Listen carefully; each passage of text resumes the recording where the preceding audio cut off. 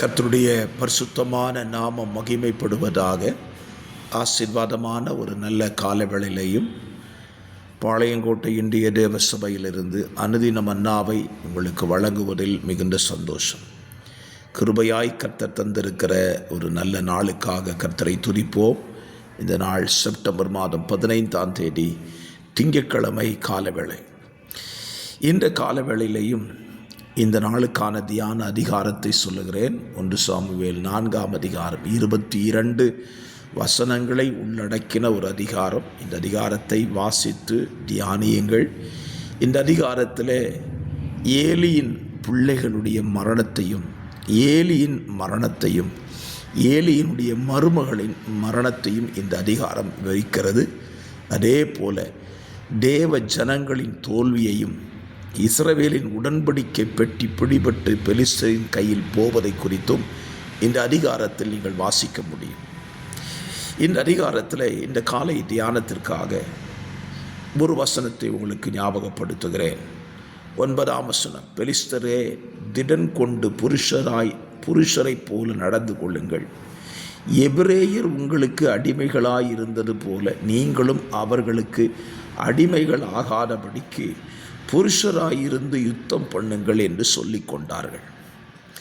பெலிஸ்தர்கள் சொல்லிக் கொண்ட ஒரு வார்த்தை, எபிரேயர் உங்களுக்கு அடிமைகளாயிருந்தது போல நீங்களும் அவர்களுக்கு அடிமைகளாய் இராதபடிக்கு புருஷராயிருந்து யுத்தம் பண்ணுங்கள்.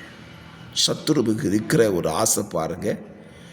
ஒரு நாளும் பிசாசு அல்லது சத்துருக்கள் தேவ ஜனங்களுக்கு அடிமைகளாக மாறிடக்கூடாதுன்னு சொல்லி அவன் நினைக்கிறான். இந்த வெளிச்சம் தேவ ஜனங்களுக்குள் இன்றைக்கு வந்திருக்குமானால் அது எத்தனை பெரிய சந்தோஷமாக இருக்கும்.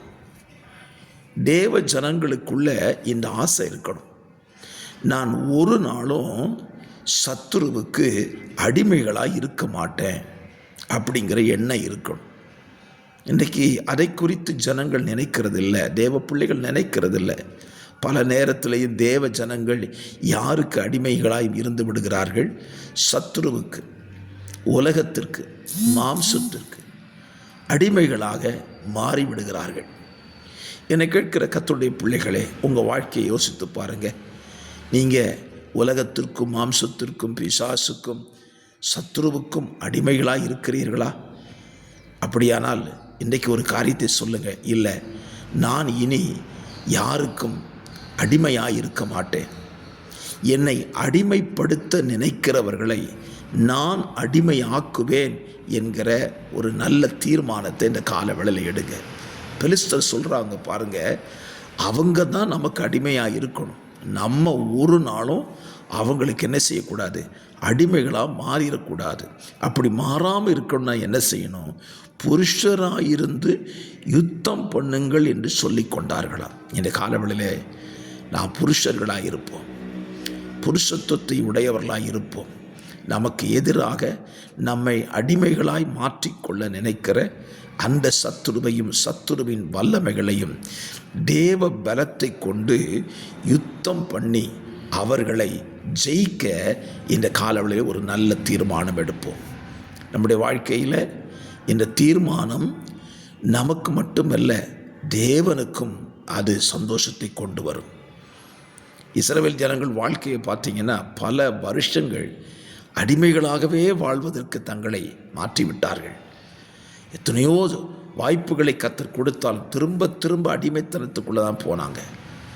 ஆகவே இன்றைக்கு ஒரு நல்ல தீர்மானம் எடுங்கள். சத்துரு சொல்லி கொண்டிருக்கிற வாசகத்தை நாம் சொல்ல ஆரம்பிப்போம். நாம் புருஷராயிருந்து தேவ பிள்ளைகளாயிருந்து சத்துருவை நமக்கு என்ன செய்வோம்? அடிமைகளாக அவனை நம்முடைய காலின் கீழே கொண்டு போகிற அளவுக்கு நம்மை மாற்றிக்கொள்வோம். அப்பொழுது நமக்கும் சந்தோஷம் உண்டாயிருக்கும். நம்மை படைத்த தேவனும் நம்மை ரட்சித்தவரும் சந்தோஷப்படுவார். ஜெபிக்கலாமா? பரிசுத்த பிதாவே, இந்த காலவெளியில் பெலிஸ்தர்கள் சொன்ன வார்த்தையை நாங்கள் சொல்கிறோம்ப்பா. நாங்கள் ஒருபோதும் சத்துருவுக்கோ அவன் கூட்டத்துக்கோ அடிமையாக இருக்கக்கூடாதப்பா. நாங்கள் ஜெயம் பெற்றவர்களாய் வாழ்வதற்கு உதவி செய்யுங்க. இந்த வார்த்தையை கேட்கிற நம்முடைய பிள்ளைகளை அப்படியே இந்த நாளில் நடக்க கிருபை பாராட்டும். இயேசுவின் நாமத்தில் பிதாவே, ஆமேன், ஆமேன்.